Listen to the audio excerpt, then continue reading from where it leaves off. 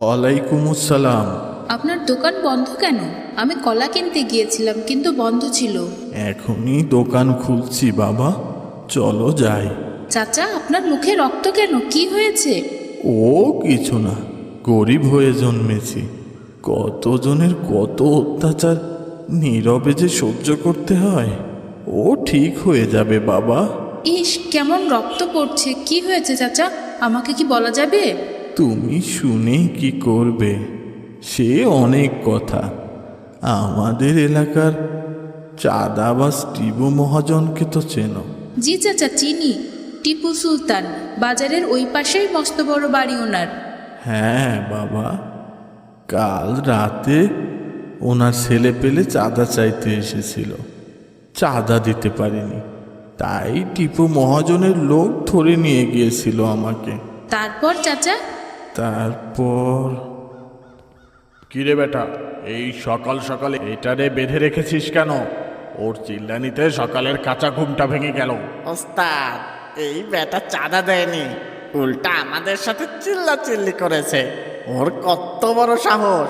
ও আমার ওস্তাদরে চাঁদা দেয় না, এই জন্য বেটারে ধরে নিয়ে এসেছি। কিরে, তোর কলিজা কত বড়! তুই আমার নাম শুনে চাঁদা দিসনি?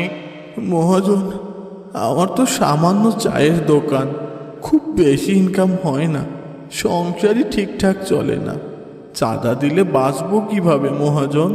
এত কথা তো আমি শুনতে চাই না। এই বাজারে ব্যবসা করতে গেলে আমাকে চাঁদা দিয়ে করতে হবে। কোথা থেকে টাকা পাবি সে আমি কি জানি? পরিবারের সবাইকে নিয়ে এই চা বিক্রি করে ঠিকঠাক চলতেই পারি না, দয়া করে আমার চাঁদা মাফ করে দিন মহাজন। আমার সংবিধানে কোনো মাপ নেই। হয় চাঁদা দিবি, না হয় ব্যবসা বন্ধ করে এলাকা ছেড়ে চলে যাবি। এটাই শেষ কথা আমার। ওকে আর কিছুক্ষণ প্যাদানি দিয়ে ছেড়ে দে। আর কাল থেকে চাঁদা না দিলে ওর দোকান পুড়িয়ে দিবি। আমি একটু শান্তিতে ঘুমাই এখন। দয়া করে এই আদেশ দিবেন না মহাজন, দয়া করুন। আমার কোনো দয়া নেই, আমার টাকাই সব দয়া। ইস, এটা তো রীতিমতো অন্যায় চাচা, এটা তো জুলুম। থাক বাবা, বাদ দাও, চলো তোমার কলা দেই, দোকানে চলো। ভাই, আজ সকালে চাওয়ালা চাচার সাথে দেখা হয়েছিল। ওনার কাছে নাকি আমাদের টিপু মহাজন চাঁদা চেয়েছিলেন, উনি দিতে পারেনি, এই জন্য মহাজন চাচা চাওয়ালা চাচাকে অনেক মেরেছেন। আমি শুনেছি চাঁদাবাজ টিপু মহাজন মানুষের উপরে অনেক জুলুম করে, যাকে ইচ্ছা ধরে নিয়ে অত্যাচার করে। এটা অনেক অন্যায়। আল্লাহ জুলুমকারীকে পছন্দ করেন না। জুলুমের শাস্তি অনেক ভয়াবহ ভাই। আসসালামু আলাইকুম ভাই, ভয়ানক একটা ঘটনা ঘটে গেছে। ওয়ালাইকুম আসসালাম। কি ঘটেছে ভাই? চাঁদাবাজ টিপু মহাজন আবিরকে ধরে বেঁধে পেটাচ্ছেন। কি বলছো? এটা করেছেন কেন উনি? আবিরের কি দোষ? মহাজন চাচা আবিরদের বাড়ি জোর করে লিখে নিতে চাচ্ছেন, কিন্তু আবিরদের ওই বাড়ি ছাড়া আর কোনো থাকার জায়গা নেই, ওর বাবাও বেঁচে নেই, তাই আবিরকে ধরে নিয়ে অত্যাচার করছেন, যেন ওর মা ওই বাড়ি লিখে দেন মহাজন চাচাকে। কি বলছো ভাই? এটা তো অন্যায় অত্যাচার। হ্যাঁ ভাই, তাড়াতাড়ি চলো, ওকে বাঁচাতে হবে। ওর মা এসে অনেক কান্নাকাটি করছে চাচার কাছে, কিন্তু উনি কিছুতেই কথা শুনছেন না। তাড়াতাড়ি চলো ভাই, দেখি চাচাকে বুঝিয়ে বলি। দয়া করে আবিরকে ছেড়ে দিন চাচা, এটা ওর উপরে জুলুম হচ্ছে। তোর কথায় আমার ওকে ছাড়তে হবে? তুই কে? এই এলাকায় আমি যেটা বলবো সেটাই হবে। এই এলাকার মহাজন একজন, সেটা আমি। আমার কথাই এখানে শেষ কথা। চাচা, কাউকে অন্যায়ভাবে শারীরিক, মানসিক, আর্থিক বা যে কোনোভাবে অবিচার, নির্যাতন করা জুলুম। আপনি জুলুম করছেন চাচা। আল্লাহ বলেছেন, হে আমার বান্দা, আমি নিজের ওপর জুলুম হারাম করেছি এবং তোমাদের জন্যও তা হারাম করেছি, অতএব তোমরা একে অপরের উপর জুলুম করো না। ভালোই ভালো এখান থেকে কেটে পড়, না হলে সবাইকে বেঁধে রেখে দিব বলে দিলাম। আমাকে হাদিস শোনাতে আসে, বেটার সাহস কত! চাচা, আপনি ভুল করছেন। পবিত্র কোরআনের অসংখ্য আয়াতে আল্লাহ তাআলা জুলুমের ব্যাপারে সতর্ক করেছেন। এক আয়াতে আল্লাহ তাআলা বলেন, জালিমরা কখনো সফলকাম হয় না।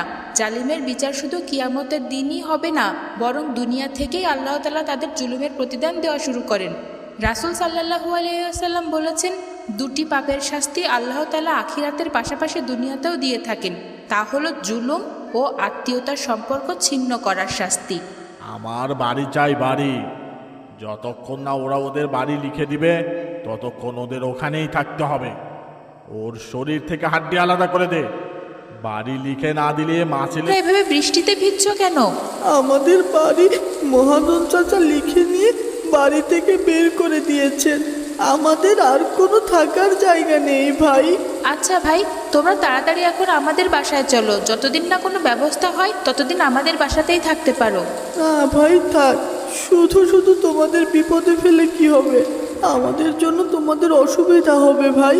তোমাদের এই বিপদ দেখেও সাহায্য না করলে আল্লাহ অসন্তুষ্ট হবেন ভাই। নবী সাল্লাল্লাহু আলাইহি সাল্লাম বলেছেন, যে ব্যক্তি কোনো মুসলমানের দুর্ভোগ দূর করবে, আল্লাহ কিয়ামতের দিন তার দুর্ভোগগুলোর কোনো একটি দূর করে দেবেন। তুমি অনেক ভালো আবু বকর। তাড়াতাড়ি আগে বাসায় চলো।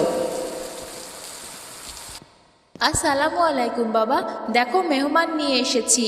ওয়ালাইকুম আসসালাম। খুব ভালো কাজ করেছো। এই মেহমানদের কোথায় পেলে বাবা? তোমাকে যে গতকাল বলেছিলাম, এটা সেই আবির। ওদের বাড়ি মহাজন চাচা লিখে নিয়েছেন, তারপর বের করে দিয়েছেন বাড়ি থেকে। ওদের কোনো থাকার জায়গা নেই বাবা। বৃষ্টিতে ভিজছিল রাস্তায়, এই জন্য আমি নিয়ে এসেছি। এটা খুব ভালো হয়েছে। আবু বকরের মা, আবু বকরের মা, মেহমান এসেছে, ওদের জন্য রান্না করো। আবু বকর, তুমি ওনাদের থাকার জন্য গেস্ট রুমটা দেখিয়ে দাও। জি বাবা, আচ্ছা।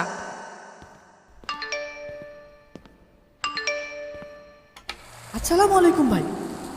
ওয়ালাইকুম আসসালাম। তুমি এত রাতে এই ঝড় বৃষ্টির মধ্যে এখানে কেন? ভাই সর্বনাশ হয়ে গেছে। একটু আগে আমাদের শহর রক্ষা বাঁধ ভেঙে গেছে। শহরে হুড় হুড় করে বর্ষার পানি ঢুকছে, পুরো শহর তলিয়ে যাচ্ছে। নিচু মহল্লা সব ডুবে গেছে। খুব খারাপ অবস্থা ভাই। হে আল্লাহ, তুমি আমাদের রক্ষা করো।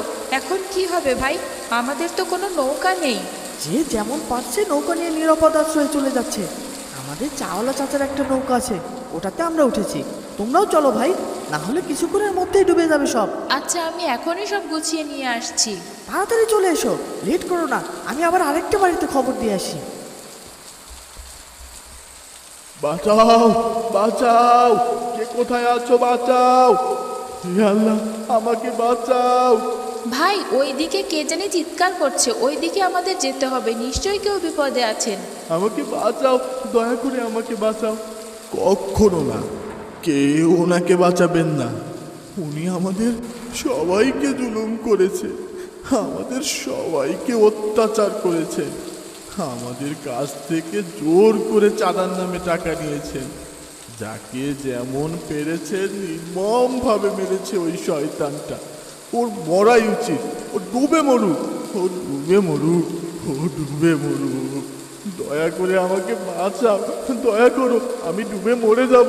হে আল্লাহ! ওখানেই ডুবে মরুক ওই শয়তানটা। এই শয়তান আমাদের বাড়ি লিখে নিয়েছে, আমাদের সব কেড়ে নিয়েছে। আমাদের এই ঝড় বাদলের রাতে রাস্তায় ফেলে দিয়েছে। একজন খারাপ মানুষ, ওর মরাই উচিত, ওর মরাই উচিত। আমাকে ক্ষমা করে দাও, আমাকে বাঁচাও, আমি আর পারছি না। আপনারা একটু থামুন।